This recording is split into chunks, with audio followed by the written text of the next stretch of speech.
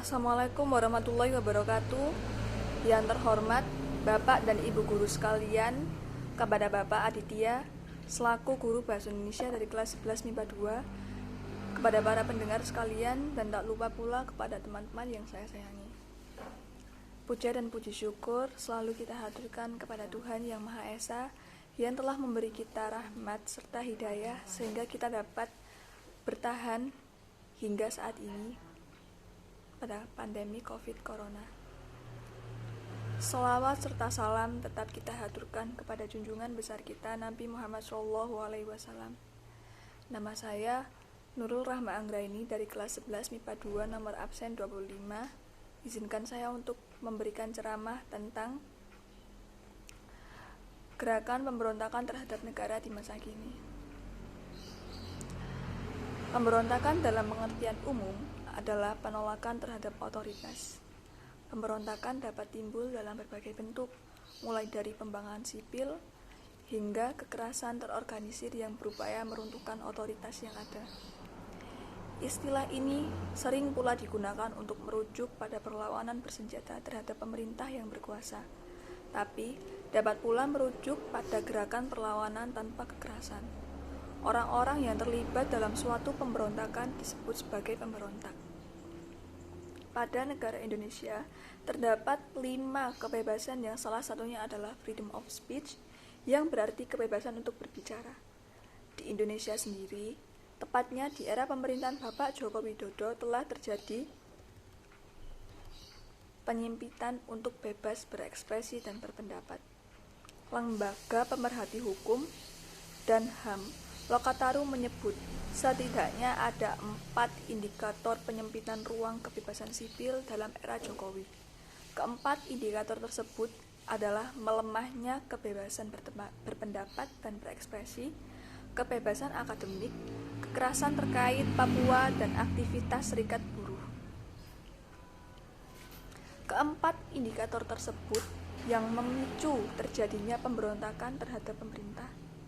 Seperti halnya yang terjadi baru-baru ini, masyarakat banyak yang tidak setuju dengan adanya RUU baru, yaitu Omnibus Law Cipta Kerja. Banyak mahasiswa yang turun ke jalanan menuntut kembalinya hak asasi buruh. Lalu, apa itu Omnibus Law Cipta Kerja?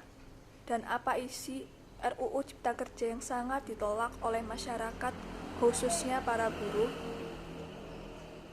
Jadi, para pendengar sekalian, Omnibus Law sendiri adalah metode atau konsep pembuatan regulasi yang menggabungkan beberapa aturan yang substansi pengaturannya berbeda menjadi satu peraturan dalam satu payung hukum. RUU Cipta Kerja hanya salah satu bagian dari Omnibus Law. Namun demikian, Omnibus Law Cipta Kerja jadi RUU yang paling banyak jadi sorotan publik. Selain dianggap banyak memuat pasal kontroversial, RUU Cipta Kerja dinilai serikat buruh hanya mementingkan kepentingan investor. Oleh karena itu, para buruh menolak mati-matian untuk tidak disahkannya RUU tersebut dan menuai pemberontakan. Pemberontakan yang terjadi bukanlah tanpa sebab, melainkan tidak didengarnya pendapat dan aspirasi rakyat. Pemberontakan terkadang boleh terjadi atau malah sangat dianjurkan. Tetapi kita sebagai rakyat yang bijak harus bersikap baik dalam menyikapinya. Sangat tidak dianjurkan untuk bersikap anarkis dalam melakukan pemberontakan, karena hal tersebut dapat memicu kejadian yang tidak diinginkan, seperti yang terjadi pemberontakan beberapa hari yang lalu.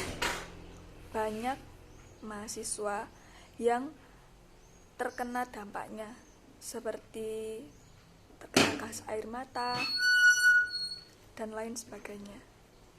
Bersifat anarkis juga dapat memberi jarak terhadap pemerintah dan rakyat. Hal tersebut dapat menyebabkan pemerintah yang kurang mendengarkan aspirasi rakyat. Sekian ceramah dari saya. Semoga bermanfaat bagi kita semua. Maaf bila ada salah kata dan menyinggung banyak pihak. Sekian dari saya. Assalamualaikum warahmatullahi wabarakatuh.